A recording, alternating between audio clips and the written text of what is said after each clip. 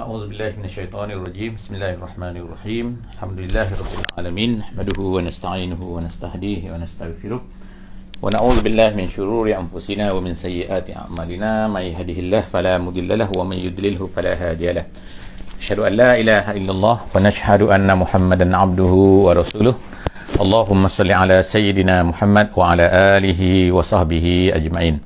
Alhamdulillah, bersyukur pada Allah Subhanahu wa taala. Sekali lagi pada kali ini kita dapat bersama-sama dalam sesi tadabbur harian. Insya-Allah hari ini kita akan bersama-sama di muka surat yang ke-346.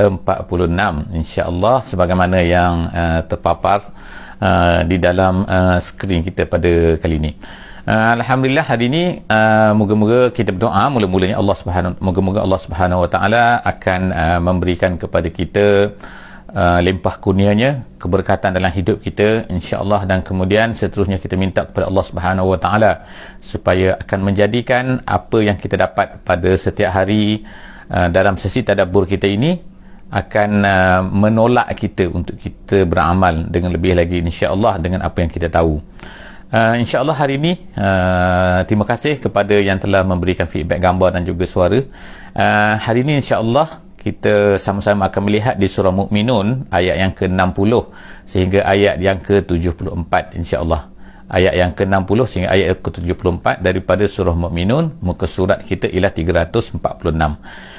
Jadi insya-Allah apa yang telah kita lalui sebelum daripada ni, Allah Subhanahu wa taala telah menceritakan kepada kita tentang beberapa kisah daripada kisah nabi-nabi yang terdahulu. Sebagaimana kita telah maklum sebelum daripada ni bahawa kita telah sebutkan sebelum daripada ni, surah Mukminun adalah surah Makkiyah, surah yang turunnya di Mekah, dan Allah Subhanahu wa taala memberi motivasi, memberi semangat kepada Nabi kita sallallahu alaihi wasallam yang sentiasa berdepan dengan tindakan keras, penolakan, takzib daripada orang-orang yang tidak beriman. Jadi mereka tolak Nabi, jadi Allah Subhanahu wa taala memberi support kepada Nabi, memberi tasliyah kepada Nabi dengan menceritakan pelbagai kisah-kisah yang terdahulu. Allah Subhanahu wa taala sebutkan bahawa semua benda yang berlaku ni sebenarnya telah berlaku juga kepada rasul-rasul sebelum daripada kamu wahai Muhammad. Jadi insya-Allah kita akan tengok lagi Allah Subhanahu wa taala terus dalam surah Mukminun ini Allah Taala terus memuji, terus memberi janji, menceritakan apakah janji-janji yang Allah Subhanahu wa taala akan berikan kepada orang-orang yang beriman. A'udzubillahi minasyaitonir rajim. Bismillahirrahmanirrahim. Walladzina yu'tuna ma ataw wa qulubuhum wajilah annahum ila rabbihim raji'un. Sadaqallahul azim. Dalam ayat ini adalah sambungan menceritakan tentang sifat-sifat ataupun orang-orang yang Allah Subhanahu wa taala puji mereka, iaitu orang-orang yang beriman. Allah Subhanahu wa taala beritahu bahawa mereka ini dia sifat-sifat mereka. Sifat-sifat mereka ialah antaranya lagi yang Allah Taala sambung lagi, wallazina yu'tuna ma ataw wa qulubuhum wajilah, iaitu orang-orang yang yu'tuna, mereka itu memberikan apa yang telah diberikan kepada mereka. Maknanya siapa yang beri kepada mereka? Allah Subhanahu wa taala yang memberikan kepada mereka. Jadi apa yang Allah Taala berikan kepada mereka, mereka beri balik.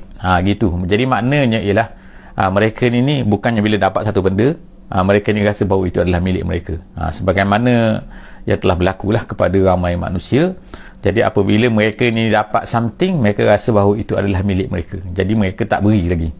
Jadi kita naklah rasa itu Allah Taala sebutkan sifat orang yang beriman ini, mereka ni apabila awallazina yu'tuna, mereka tu memberi apa yang diberikan oleh Allah Subhanahu wa taala. Kena ingatkan yang pemberi itu adalah Allah Subhanahu wa taala. Tapi dalam keadaan wa qulubuhum wajilah, itu hati mereka ini dalam keadaan wajilah. Wajilah ni maknanya takut. Kenapa takut lagi? Mereka dah beri apa yang Allah dah beri kepada mereka. Mana mereka melaksanakan apa yang telah diperintahkan oleh Allah Subhanahu wa taala kepada mereka. Tapi kenapa mereka takut? Jadi ulama menyebutkan kat sini, ini bukan dalam satu kisah, dalam satu hadis ada Aisyah pernah bertanya kepada Nabi sallallahu alaihi wasallam, adakah mereka ni mencuri, adakah mereka ni berzina, adakah mereka ni minum arak yang menyebabkan mereka takut tu? Tidak. mereka ni adalah orang yang baik. Mereka ni orang menunaikan hak-hak Allah Subhanahu Wa Taala, tetapi tetap juga dalam hati mereka ni ada wajilah. Jadi ulama mengatakan bahawa maksud wajilah di sini ialah kerana mereka takut mereka tu tidak diterima, amalan mereka tidak diterima, mereka takut pemberian mereka, sedekah mereka itu tidak terima. Itu yang takut tu. Jadi ini adalah sifat orang yang beriman kan. Bukan hanya beri tu rasa okey dah, beres aku dah beri dah. Tak, takut lagi tu walaupun dah beri dah. Kalau tak beri, tiba-tiba rasa tak takut, itu pelik lah. Dah tak beri tak takut pula kan. Allah SWT annahum ila rabbihim raji'un, dan Allah SWT annahum, mereka itu ila rabbihim, kepada Tuhan mereka, raji'un, akan kembali. Maknanya kita nak beri ke, kita tak nak beri ke, kita akan tetap juga kembali kepada Allah Subhanahu Wa Taala. Akhirnya apa yang kita kumpul ni kita akan tinggal atas dunia ni juga.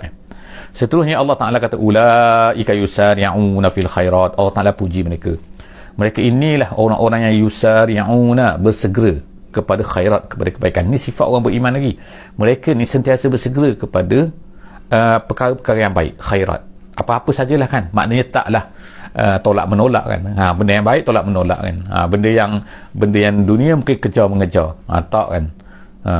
Mereka ni kejar mengejar dua-dua, tapi yang utama adalah akhirat. Benda khairat ni mereka ini yusari'una. Kemudian wahum laha sabiqun. Allah Ta'ala puji mereka lagi. Sifat mereka ni Allah Ta'ala kata wahum laha sabiqun, mereka memperolehi. Oleh kerana mereka ni segera, oleh kerana mereka ni adalah yusari'una, jadi mereka ni Allah Ta'ala kata laha sabiqun, mereka ni akan mendapat apa yang mereka kejar tu. Kemudian Allah Ta'ala kata lagi wala nukallif nafsan illa wus'aha, dan kami, Allah Ta'ala kata, jadi memang Allah Ta'ala suka lah macam tu kan, suka orang tu yang bersungguh-sungguh, yang bekerja nak buat kebaikan tu. Tapi Allah Ta'ala tahu ada kadang-kadang orang tu tak mampu, dia nak buat benda tu kan, tapi kalau dia buat sekadar kemampuan dia, maka dah cukup kan. Sebab apa? Allah Ta'ala kata wala nukallifu nafsan illa wus'aha. Allah Ta'ala tak paksa, Allah Ta'ala tak bebankan sesuatu jiwa itu, melainkan sekadar yang dia mampu. Maknanya kalau dia mampu, kemudian dia buat sekadar kemampuan dia habis-habis tenaga lah. Maksudnya kan buat sekadar sikit-sikit, kata dah tak mampu dah, padahal dia mampu, yang lain tu mampu. Contoh kata, kalau bangun, sebagai contoh bangun tidur, sebelum subuh mampu, sebab apa nak pergi berlari, tapi tengok mampu untuk sembahyang subuh, tengok tak mampu, itu bukan tak mampu, tu sengaja tak memampukan diri. Jadi Allah SWT kata sini la nukallifu nafsan. Allah Ta'ala tahu, Allah Ta'ala akan hanya ambil kira, akan beratkan kita, akan nukallif kita nafsan illa wus'aha. Allah Ta'ala tak taklifkan melainkan sekadar kemampuan. Sebab itulah kalau kita tengok dalam sembahyang, kalau tak mampu berdiri boleh duduk, kalau tak mampu berpuasa boleh berbuka. Kemudian Allah Ta'ala waladaina kitabun yantiqu bil haq. Allah Ta'ala kata di sisi kami, iaitu maksud ulama kata sini waladaina kitabun sini ialah maksudnya ialah Lauh Mahfuz. Bagi kami ada buku catatan yantiqu bil haqqi, yang akan memperkatakan dengan benar. Maknanya Allah Ta'ala tahu. Jangan nak tipu lah, Allah Ta'ala memanglah tahu kan, tapi tulis lagi, nak buktikan dan tidak tunjuk lagi, awak macam ni. Wahum la yuzlamun. Dan kemudian Allah Ta'ala kata wahum la yuzlamun, mereka ini tidak akan dizalimi. Maksud dizalimi, maknanya kalau buat kebaikan walaupun sedikit akan ada catatan dia. Jangan bimbang. Allah Ta'ala tak akan menzalimi. Sesuatu benda pun kalau mereka buat baik, Allah Ta'ala akan kira, Allah Ta'ala akan buat, akan tuliskan. Jadi jangan takutlah kan, tak akan dikurangi pahala walaupun sedikit. Bal qulubuhum fi ghamratin. Kemudian Allah Ta'ala sebutlah, sekarang ini sifat orang kafir pula ni. Sifat orang kafir, orang yang tak nak mahu beriman ni, yang depan Nabi ni kan, ni mad'u yang ada depan Nabi. Ni apa Allah Ta'ala kata? Allah Ta'ala kata bal qulubuhum fi ghamratin. Bahkan qulubuhum ni, sekarang orang kafir ni, qulubuhum, hati mereka ni, wahai Muhammad, wahai orang yang berdakwah, wahai orang yang mengajak kepada Islam kan, qulubuhum, Allah Ta'ala kata fi ghamratin. Ghamrah maknanya jahil. Fi ghamratin, bal qulubuhum fi ghamratin. Ni kejahilan, maknanya jahil itu macam mana? Itu jahil, tak nak faham agama. Jadi tak berusaha nak faham ke, tak nak faham ke, bukannya tak cerdik, bukan tak cerdik, tapi tak nak faham. Jadi Allah Ta'ala kejahilan min haza, dari haza ni maksudnya, haza inilah Quran maksudnya. Min haza ni Quran. Mereka tak nak faham Quran tu. Jadi ini pun sebenarnya ialah satu ingatan kepada kita kan. jangan kita ni jahil Quran. Jangan jahil Quran. Jahil benda lain boleh dimaafkan lagi oleh Allah Subhanahu Wa Taala. Kan dah, kalau kita jahil apa-apalah, matematik ke sains ke apa, itu mungkin kita kata orang sekarang tu apalah jahil ni, benda ni satu campur satu pun tak tahu. Tapi orang tak kisah. Kadang-kadang tu kalau di sini cakap orang tak ingau. Apa kalau jahil Quran? Jahil Quran tu maksud macam bukan sekadar tak boleh baca Quran. Kalau ke baca Quran tak cukup lagi. Sebab Quran ni bukan hanya untuk dibaca saja. Baca dapat pahala yang besar. Tapi lebih daripada itu lagi ialah faham Quran tu. Jadi artinya sini ialah jangan jahil Quran. Ghamratin min haza, Allah Ta'ala nanti cela orang kafir tu kerana mereka ni jahil Quran. Takkan kita nak sama dengan orang kafir yang jahil Quran juga. Jadi fi ghamratin min haza walahum a'malun min duni zalik. Jadi Allah Ta'ala kata bahkan mereka ni ada lagi perbuatan mereka yang jahat-jahat tu kan, min duni zalik, yang selain daripada tu. Jahil tu satu dah, yang jahat-jahat lagi ada min duni zalik hum laha amilun, yang mereka buat. Allah Ta'ala kata yang mereka ni lakukan. Jadi maknanya sini ialah banyaklah perbuatan-perbuatan orang kafir ni kan. Maknanya bukan sekadar, tapi kejahilan tu nombor satu, ghamrah satu, ghamratin min haza.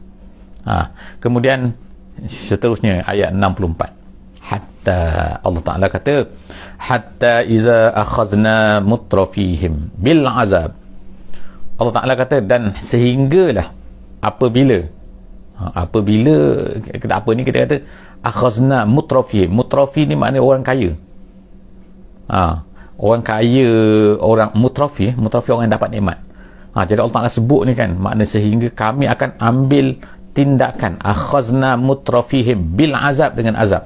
Kami kenakan azab kepada orang mutraf tu. Idza hum yaj'arun.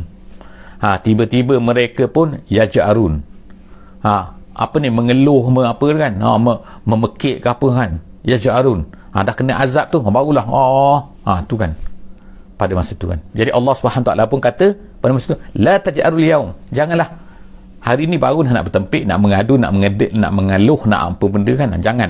Allah Ta'ala kata la taj'arul yaum.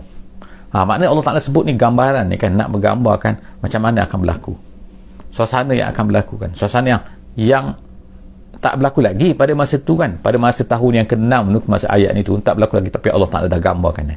Nanti kalau kena ni, yang pertama sekali orang kaya lah, orang besar-besar. Sebab tu kalau kita tengok kan apa yang berlaku dalam peperangan Badar, dah kena dah kan, majoriti daripada pembesar-pembesar Quraisy ni yang menentang Muhammad, yang menyeksa orang Islam semasa di Mekah ni, mereka lah yang kena dulu. Azab Allah Subhanahu Wa Taala kenakan kepada mereka dalam bentuk apa? Mereka ni dibunuh, dicampakkan dalam perigi dengan hinanya oleh Nabi SAW, oleh orang Islam. Mereka baru tahu mereka dibunuh dengan kan. Jadi kita tengok di sini Allah Subhanahu Wa Taala kata pada hari itu mereka barulah mengedu, mengaluh dan sebagainya. Allah Taala kata jangan innakum minna la tunsarun, kamu tak akan ditolong. Innakum, kamu semua, minna, daripada kami. Allah Taala kata la tunsarun, tak akan ditolong, tak akan, maknanya tak akan dapat apa-apa azab yang akan dapat menghalang kamu, tak ada. Kemudian qad kanat ayati, Allah Ta'ala sebut lagi reason dia, kamu ni macam mana hidup atas dunia ni. Allah Subhanahu Ta'ala sebut qad kanat, adalah, kanat ayati. Ayati tu maknanya ayat-ayat aku, iaitu ayat Quran, iaitu Nabi SAW semasa berada di Mekah kan, apa yang Nabi buat? Baca Quran je pada mereka. Bukan Nabi belasah mereka, kepaksa mereka suruh dengar, ke kita kata apa, pasal pembesar suara suruh mereka ni bising-bising. Tak, suruh dengar je, dengar apa yang mereka buat. Mereka telah pergi tu kan, kalau tahun yang ke-5, tahun yang ke-6, mereka pergi buat iklan semua tu kepada seluruh orang, bukan sahaja di Mekah kan, tapi semua di pos-pos masuk tu kan. Kalau kita kan macam pos immigration lah kan, orang nak masuk ke Mekah tu, nak buat haji, nak buat umrah tu, mereka iklan semua tu. Ni ada satu di sini ni, di kampung ni ada satu seorang nama dia Muhammad. Jangan dengar cakap dia, sebab tu yang berlaku kepada seorang sahabat tu yang bernama Tufail bin Amr ad-Dawsi tu. Dia tu macam tu lah, sampai ke dia ni dah lah orang besar daripada Yaman, dah datang ke nak masuk Mekah ni. Orang Mekah pun pesan lah pada dia, pembesar-pembesar Mekah ni dah buat lah, jaga-jaga di Mekah ni ada seorang. Sebab itulah dia bila masuk tawaf tu, dia sumbat telinga dia dengan kapas. Tapi sumbat dengan kapas, bukan sumbat dengan plastik kan, sumbat dengan kapas. Boleh dengar jugalah. Muhammad ada tepi tu, tiba-tiba Muhammad membacakan ayat Quran. Terdengar dia rasa Apa aku ni bodoh sangat ni kan? Aku kan cerdik. Dia penyair dan orang hebat lah kan, orang cerdik. Kenapa? Kalau benda betul, aku terima. Kalau benda salah, aku tolak. Apa payah sangatnya? Tapi orang Quraisy ni tak nak langsung beri dengar. Itulah kejahatan kita kata orang Quraisy ni. Jadi Allah SWT sebut ni kan, qad kanat ayati, ayat 66. Allah SWT qad kanat ayati, ayat-ayat Quran ni tutla, dibaca kan kepada mereka ni. Tapi apa berlaku? Alaikum, ke atas kamu, fakuntum ala aqabikum tankisun. Allah Ta'ala kata bahkan kamu semua tu ala aqabikum tankisun ini terhegeh-hegeh, melari, memalingkan diri. Maknanya aqabikum, aqab ni ialah ni belakang kaki ni, kita panggil tumit. Tumit kan, maknanya bila sebut tankisun aqabikum tu, ala aqabikum tankisun, maknanya memalingkan diri, langsung tak nak dengar. Maknanya Allah Ta'ala kata ayat kami dibacakan kepada kamu, tapi kamu apa tengok? Apa kamu sikap kamu? Bukan tak nak dengar, bukan telinga tu tak dengar, tapi mereka ni menolak. Maknanya itu maksud kan, aqabikum tankisun ni maknanya ialah tarji'una. Kalau dalam apa ni, dalam jalan lain dia kata tarji'una al-qahqari, maknanya ialah memalingkan diri dalam keadaan menolaknya, tak sukanya kepada dengar Quran tu. Inilah jadi insya-Allah, alhamdulillah kan kita ni dapat Quran, kita Allah Taala anugerahkan kepada kita kan, suka kepada Quran, masya-Allah kan. Suka pula nak faham Quran, cuba fahamlah sikit-sikit kan. Tengok orang perangai Allah Taala ceritakan orang kafir ni macam tu. Kemudian Allah Taala sebut lagi keadaan mereka ni apa? Mustakbirin. Ayat 67 ni, mustakbirin, dalam keadaan pula sombong. Ni sama tu. Kalau dalam Firaun Allah Taala ceritakan juga mustakbirin. Jadi mereka ni juga ni, orang Quraisy ni kan, mereka juga Allah Ta'ala kata mustakbirin bihi. Mustakbirin dengan Quran tu. Bihi itu maknanya ialah, minta maaf bihi ni, mustakbirin bihi ni iaitu mereka ni merasa takabur bihi. Bihi itu kata ulama tafsir maksudnya ialah dengan keberadaan mereka di tanah haram tu. Konon-kononnya mereka ni orang Arab Quraisy. Mereka ni Arab, mereka ni jaga Kaabah. Jadi mereka mustakbirin, mereka rasa macam, oh kita ni dah jaga Kaabah kan, takkanlah kita ni macam tu lah. Itu mustakbirin bihi. Tu ulama tafsir kata bihi tu maksudnya lah bil masjidil haram ataupun bil Kaabah tu. Mereka sombong situ kan. Jadi sebab itulah mereka cerita orang lain, orang yang bukan Mekah ni kan, mereka merasa sombong, mereka merasa besar lah. Jadi mustakbirina. Jadi apa ni Muhammad ni kan. Jadi samiron tahjurun. Samiron tu jama'atan. Jadi tahjurun tu maknanya kamu semua ni mustakbirin, tahjurun, kamu ni meninggalkan Quran. Kata ulama tafsir kata, iaitu mereka ni adalah kumpulan yang meninggalkan Quran. Sombong, kerana sombong dengan keberadaan mereka di Kaabah tu, mereka jaga Kaabah tu, merasa sombong, lalu mereka pun tinggalkan Quran. Gitu kan. Ataupun tahjurun ini pendapat yang kedua kata ulama ialah mereka ini mengatakan kepada Muhammad dan juga Quran ni dengan kata-kata yang tak sepatutnya. Kata gila lah, sihir lah, macam-macam sekali kata kepada Muhammad, dan kata Quran ni lah, ni Quran yang mengaut asatirul awwalin lah, ni dongeng-dongeng. Itu maksud tahjurun. Jadi ada dua makna lah. Samiron tu maknanya jama'atan. Samiron tu maknanya kumpulan mereka ni, orang Quraisy ni, orang Quraisy menentang Nabi ni adalah samiron. Tahjurun sama ada meninggalkan Quran ataupun menuduh Nabi dan juga Quran ni dengan macam-macam tuduhan. Seterusnya Allah SWT kata lagi, ialah ayat yang ke 68. Ayat 68 Allah SWT sebutkan lagi, afalam yaddabbaru al-qawla. Allah Ta'ala kata, kenapalah mereka ini tidak yaddabbaruna al-qawla. Yaddabbaruna ni ialah dari segi makna lah, secara mudahnya ialah sama dengan yatadabbaru, iaitu makna tadabbur. Tadabbur ni memerhatilah. Kenapalah mereka ni tidak memerhati al-qawla. Al-qawla ni sini Quran maksudnya, kata-kata. Maksudnya kata-kata iaitu Quran. Kenapalah mereka tak, Nabi Muhammad SAW, Muhammad ni bawa cerita kepada mereka, bawa Quran. Kenapa kamu tak perhati? Cuba perhati sikit apa yang disebutkan oleh Muhammad tu. Makna tadabbur sikit. Jadi begitulah juga ni secara tak langsung kepada kita jugalah orang Islam pada hari ini. Sebab itulah kita mengadakan sesi ni tadabbur kan. Sebab kita ni nak tadabbur Quran ni. Jangan Quran ni datang melalui kita baca saja tapi kita tak tadabbur. Kita tak faham makna dan kita tak relatekan dengan kita. Tu tadabbur, cara mudahnya makna macam tu lah kan. Iaitu kita faham dan juga kita relatekan dengan apa yang sedang berlaku pada kita. Jadi Allah SWT marah. Ni afalam yadabbaru ni maksudnya ialah Tak boleh ke kamu ni tadabbur apa yang Muhammad cakap tu? Apa Quran lah maknanya kan?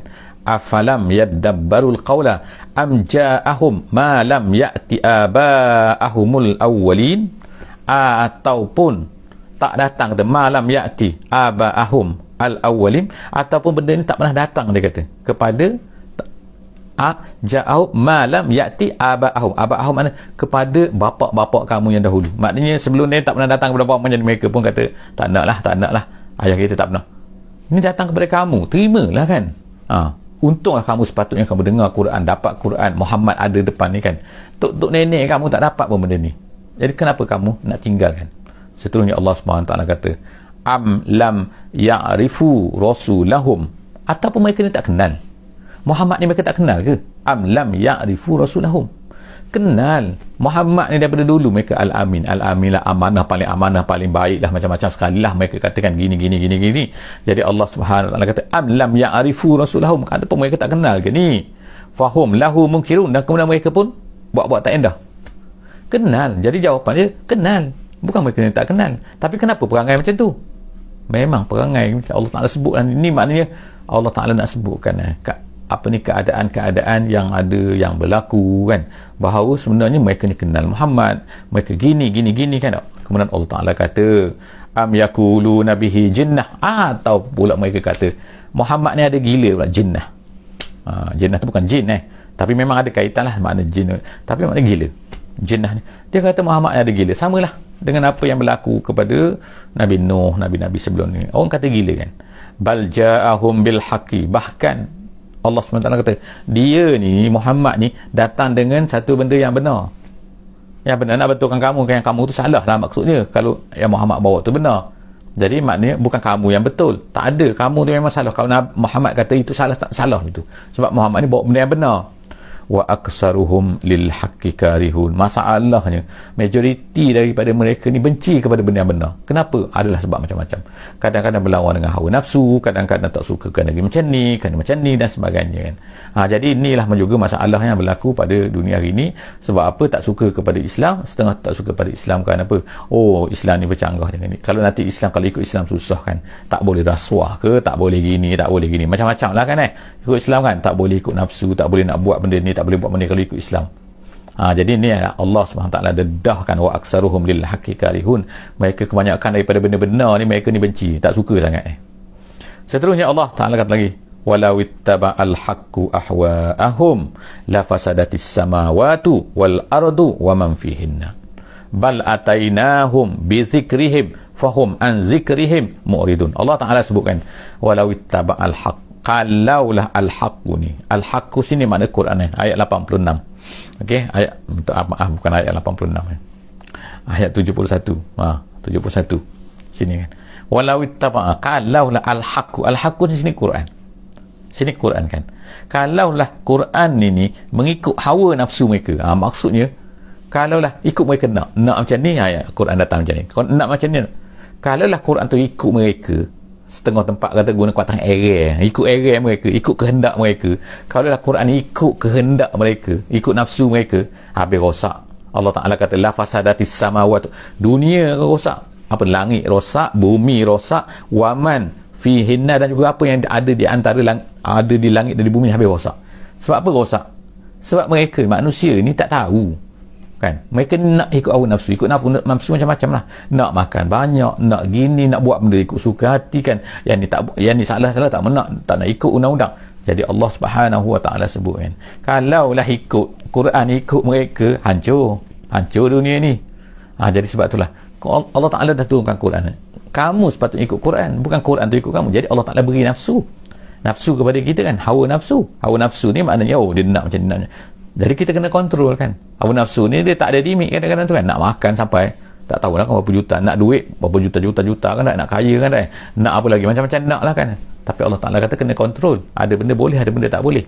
Tu al-haqqu. Jadi al-haqqu dia datang untuk membetulkan. Kalau ikut mereka, la fasadat, nescaya rosak, la fasad.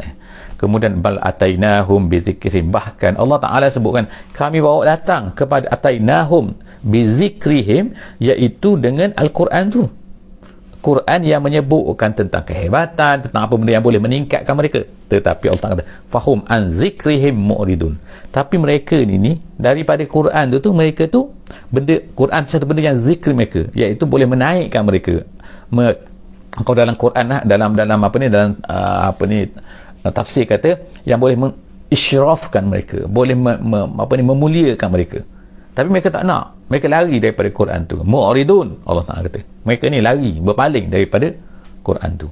Kemudian tas'aluhum, mereka nak apa lagi? Allah Ta'ala kata lagi seterusnya, tas'aluhum, ataupun mereka ni tas'aluhum, meminta, ataupun kamu minta maaf, ataupun kamu wahai Muhammad, adakah kamu minta daripada mereka tas'aluhum kharjan? Kharjan ni maksudnya ialah upah. Maknanya kamu nak ceramah ni minta duit. Boleh ceramah tapi saya minta duit dulu. Ataupun boleh saya ceritakan Islam ni minta duit. Adakah Muhammad ni minta duit? Ada minta gaji, minta upah untuk ceritakan tu? Ada? Tak ada jawapan dia, tak ada lah kan. Jadi Allah Ta'ala tanya, adakah minta upah ke? Adakah kamu minta upah Muhammad daripada mereka ni? Fakharaj, Allah Ta'ala kata, fakharaj rabbika khair. Upah daripada Allah, iaitu pahala lah. Fakharaj rabbika khair. Upah daripada Tuhan kamu ni lebih baik lagi. Pahala daripada Allah Ta'ala tu lebih baik lagi daripada mereka tu kan upah. Bukanlah makna kat sini kalau buat kerja agama orang beri tak boleh ambil, bukan. Ambil boleh ambil, tapi nak menetapkan tu maknanya saya tak akan cerita Islam ni. Dakwah tu tiba-tiba kena upah. Kena dengan upah barulah nak dakwah. Kalau tak upah tak nak dakwah. Itu tak boleh. Itu tak boleh ulama kata. Tapi kalau nak ambil kerana orang beri tu pulanglah kan. Ambil lah kan, ambil itu tak jadi masalah. Jadi Allah Ta'ala kata pahala daripada Tuhan kamu tu khair. Wa huwa khairur razikin. Sedangkan Allah Ta'ala itulah khairur razikin, yang sebaik-baik pemberi rezeki. Maknanya bukan manusia, tapi Allah Ta'ala yang memberi rezeki. Manusia tak boleh nak buat apa pun kan, tak mampu pun.